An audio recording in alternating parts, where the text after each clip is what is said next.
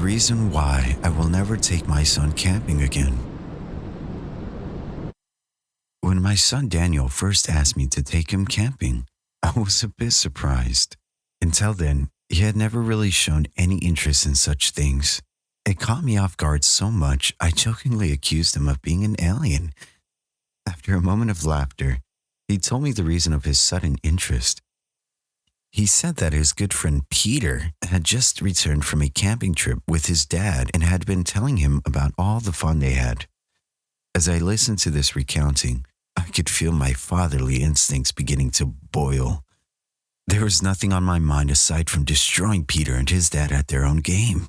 I smiled at Daniel and told him that I would take him camping as soon as I got some free time off of work. A few weeks had gone by, and I had taken some time off from my job. During my off hours leading up to the mini vacation, I did my best to research all there was to know about camping. I had only gone camping a couple of times as a child, so all the activities involved had been lost on me.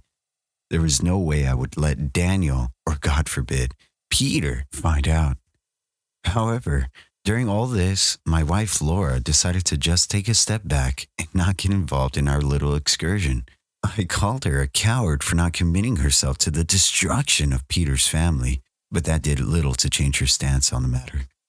Eventually, the weekend arrived. That Friday, I picked up Daniel from school and took him home.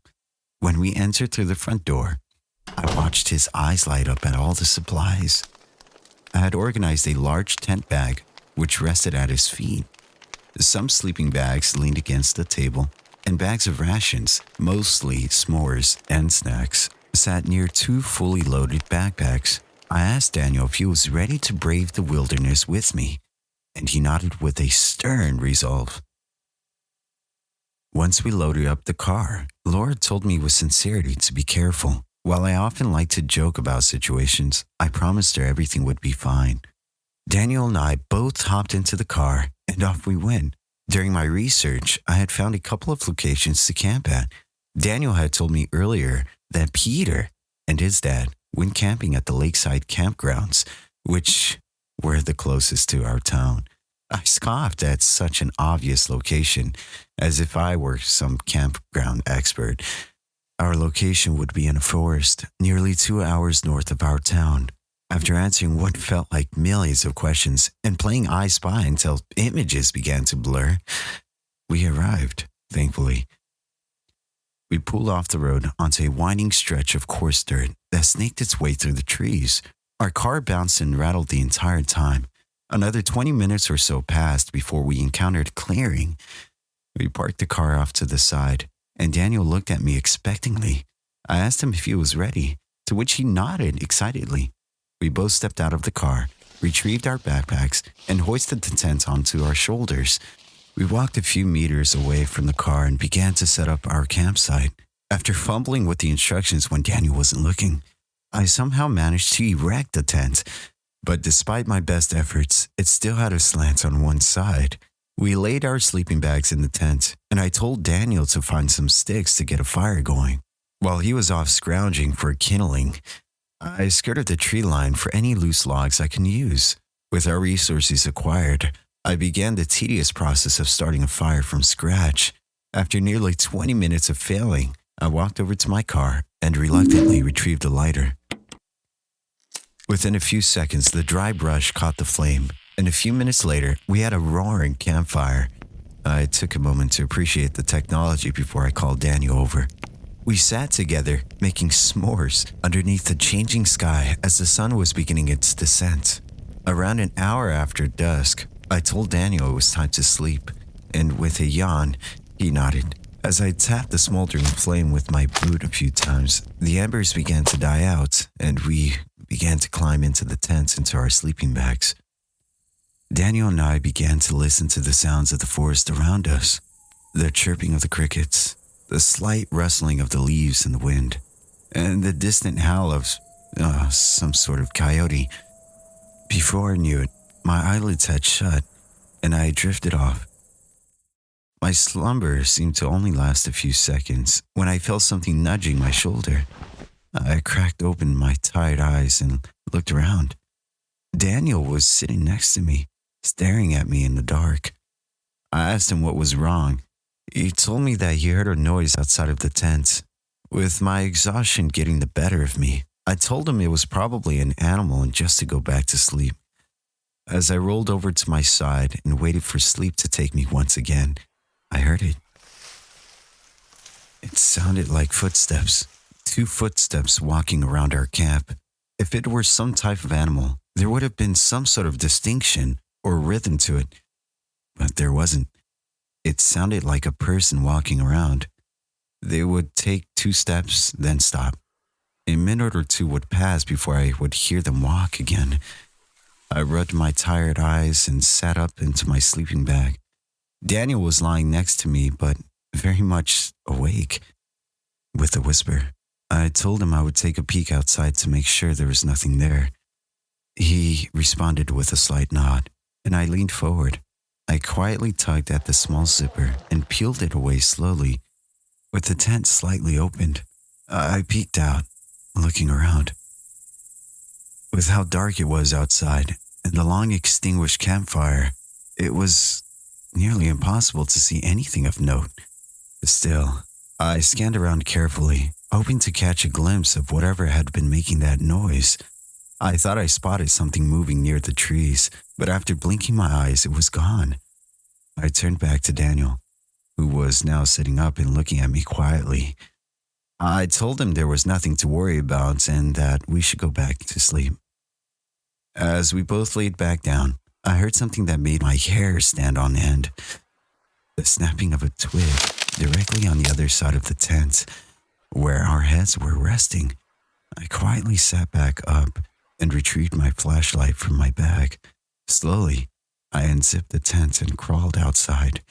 Standing up outside the tent, I felt a chill from the cold night air wrapped around me. I shivered a bit before focusing on my goal. I turned on my flashlight, and the beam of light punctured the darkness, and at first, I saw nothing of note, just the grass and the outline of the trees in the distance. Then, it stood up on the other side of the tent. This figure towered above our small tent, and despite me looking directly at it, I couldn't believe what I was seeing. It was human-like in appearance, with limbs longer than its torso jutting out from the shoulders and hips. Its skin seemed smooth, though it was hard to tell with the amount of dirt covering its body. Its head was nightmarish and massive. It had huge eyes that were set deep into its skull. The eyes themselves were black, but when I shined my light on them, those eyes would reflect back at me, and its mouth seemed to stretch across the entirety of its face like an exaggerated grin. My flashlight shook rapidly in my hand, and I was shivering once again, but this time not from the cold. After a moment passed, I heard a noise that made my heart sink into my stomach. Daniel called out to me, asking if I could see anything. When his tiny voice carried out from that tent, this thing before me twitched, turned its attention to my son's voice, who was still inside my tent. It seemed like it was drawn to the sound of my son's voice. Its face angled down towards the nylon material.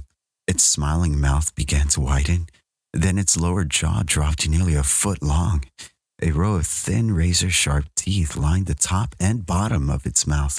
It raised its unnaturally long arms high up into the air. And then I realized what it was going to do. My body reacted on its own, and I reached inside the tent, grabbing Daniel, pulling as hard as I could. As we came crashing on the ground, this thing assaulted and tore through our tent. Both in shock, I helped Daniel by placing my hand on his mouth as I felt his tears drip down my skin. We stared as this thing destroyed our tent. During this, one of our bags had been sent flying towards us, crashing right next to me.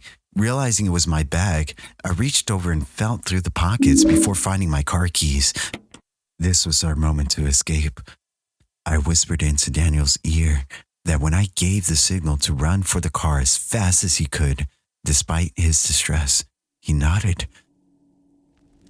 A few moments after the creature started attacking our tent, a noise drew its attention off into the woods.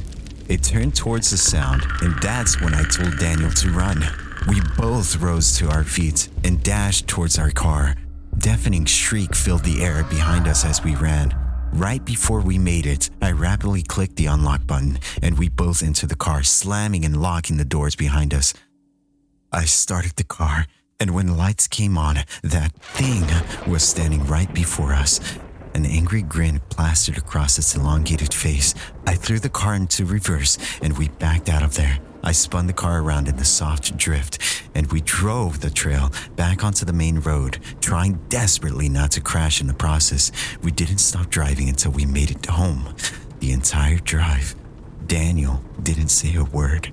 He just sat there, sobbed quietly in his seat, while I struggled not to do the same. Since that day, I've decided to never take my son camping again.